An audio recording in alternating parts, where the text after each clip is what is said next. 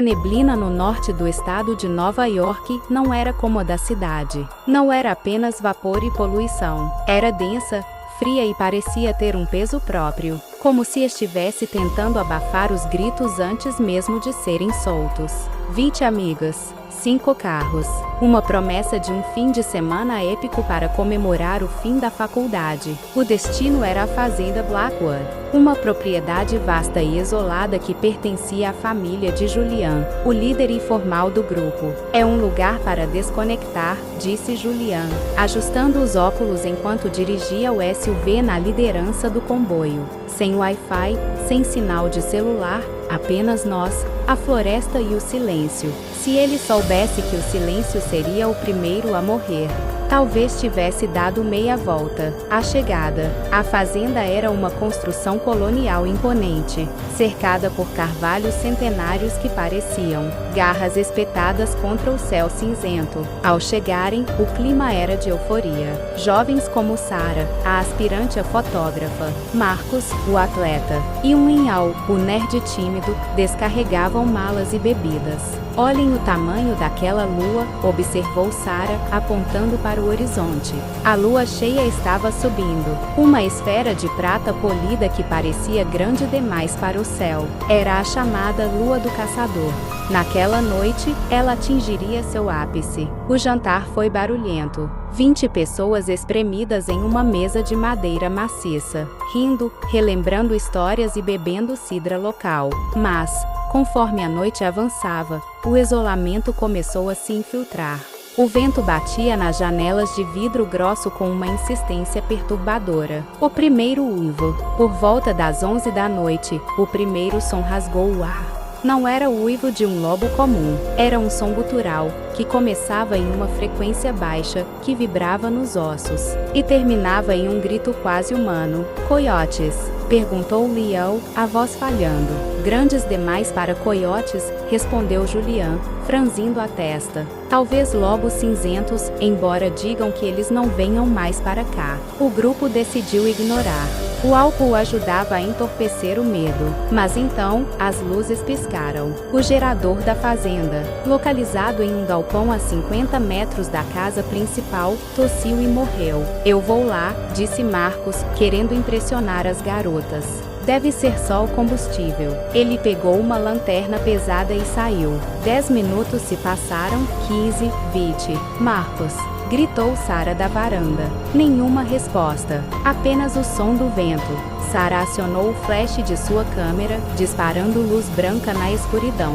Na terceira foto, ela viu algo. Na borda da floresta, 2 olhos amarelos, situados a quase 2 metros de altura, refletiram o brilho. O banquete de sangue. O pânico começou quando a porta da frente foi atingida por algo pesado. O impacto foi tão forte que as dobradiças de ferro gemeram. Barriquem tudo, gritou Julian. Mas era tarde demais para alguns. 3 amigos que estavam na varanda lateral foram puxados para a escuridão antes que pudessem reagir. Os gritos foram curtos, interrompidos pelo som de ossos quebrando e carne sendo rasgada. Lá dentro, o caos reinava. Janelas foram estilhaçadas. A primeira criatura entrou pela cozinha. Era uma abominação de pelos cinzas e músculos retorcidos. Não andava como um lobo, nem como um homem, mas como uma mistura profana de ambos. Suas garras deixavam sulcos profundos no chão de madeira. Winhal foi o primeiro a cair dentro da casa. O lobisomem o alcançou com um único salto, a mandíbula se fechando em seu ombro e arrancando o braço inteiro. O sangue jorrou nas paredes, pintando as memórias de infância de Julian com o vermelho da morte. A resistência. Dos 20 originais, apenas 12 restavam após a primeira hora. Eles recuaram para o andar superior, armados com o que puderam encontrar: facas de cozinha, tacos de beisebol e um rifle de caça antigo que pertencia ao avô de Julian. Prata, sussurrou Sarah, tremendo enquanto limpava as lágrimas. As lendas dizem que prata mata. Não temos prata, rebateu um dos sobreviventes. Temos aço e madeira. Estamos mortos. Julian, no entanto, lembrou-se de algo. A prataria da família, guardada em um cofre no porão. Precisamos de voluntários, disse ele, os olhos injetados de sangue. A jornada até o porão foi um pesadelo de sombras. Eles se moviam em fila indiana. No meio do caminho, o teto cedeu. Outra criatura, havia mais de uma, caiu sobre o grupo. O massacre foi imediato. Mais 5 amigos foram estraçalhados em segundos.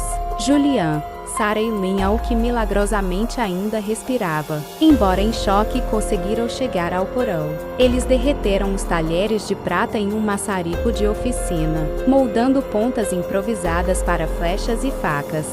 O amanhecer que não chegava. A noite parecia eterna. As criaturas cercavam a casa, arranhando as paredes, uivando em uma sinfonia de horror. Elas não estavam apenas com fome, elas pareciam estar se divertindo. Quando os sobreviventes tentaram uma fuga desesperada em direção aos carros, descobriram que os pneus haviam sido rasgados por garras. Eles estavam encurralados. No clímax da noite, Julian enfrentou o maior dos lobos no centro do celeiro.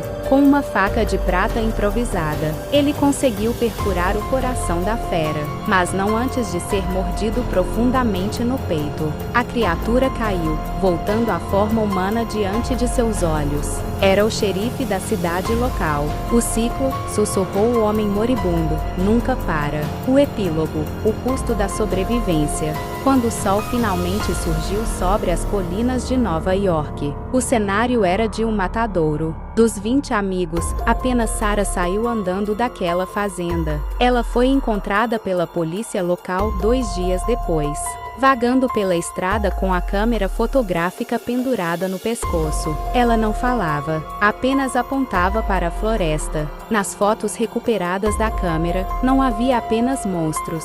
Havia o registro exato do momento em que a amizade deu lugar ao instinto de sobrevivência, onde amigos empurraram uns aos outros para as garras das feras para ganhar alguns segundos de vida. Julian nunca foi encontrado, mas dizem que, nas noites de lua cheia, um novo uivo mais forte e mais triste que os outros ecoa das ruínas da fazenda Blackwood. Moral da história: a verdadeira natureza de um homem não é revelada na luz da civilização, mas na escuridão do desespero. A história nos mostra que, embora os lobisomens fossem os monstros externos, o verdadeiro horror reside na rapidez com que os laços humanos se desintegram sob pressão. O egoísmo e o instinto de sobrevivência podem transformar qualquer pessoa em um predador, provando que o lobo do homem é o próprio homem.